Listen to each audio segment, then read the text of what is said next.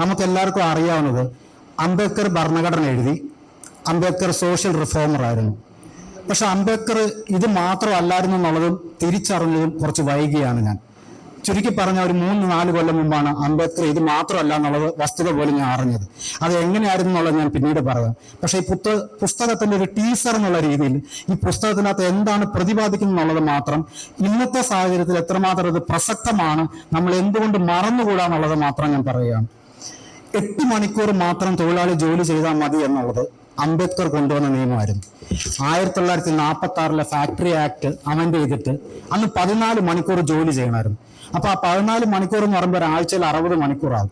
അത് 48 മണിക്കൂറായി വെട്ടിക്കുറയ്ക്കുകയും 14 മണിക്കൂറിന് 9 മണിക്കൂർ മാത്രം ജോലി ചെയ്താൽ മതി എന്ന് നിയമത്തിലൂടെ പാസ്സാക്കുകയും അന്ന് 42-46 സമയത്ത് ബ്രിട്ടീഷ് വൈസ്രോയുടെ കാലഘട്ടത്തിൽ ലേബർ മെമ്പറായിരുന്നു അംബേദ്കർ.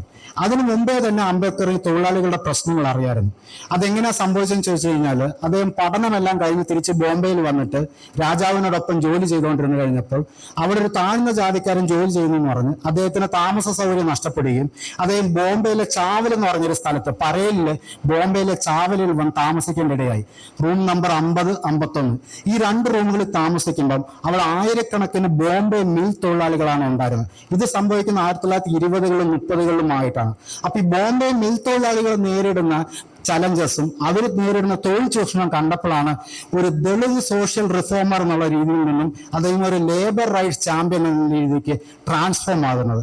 അങ്ങനെയാണ് അദ്ദേഹത്തിന് ഈ കൃത്യമായി എന്താണ് ഇവരുടെ തൊഴിൽ ചൂഷണം എന്ന് മനസ്സിലാക്കുകയും അങ്ങനെയാണ് ഇവരുടെ തൊഴിൽ സമയം കൂടുതലാണെന്ന് കണ്ടെത്തുകയും ഒരു അവസരം നയപരമായി നിയമപരമായി ഇത് പ്രാബല്യത്തിൽ കൊണ്ടുവരാൻ ഒരു അവസരം കിട്ടിയപ്പോൾ ആദ്യം കൊണ്ടുവന്ന ഒരു നിയമം എന്ന് പറയുന്നത് 14 മണിക്കൂറിൽ നിന്നും 9 മണിക്കൂറായിട്ട് തൊഴിൽ സമയം വെട്ടിക്കുറയ്ക്കാണ്.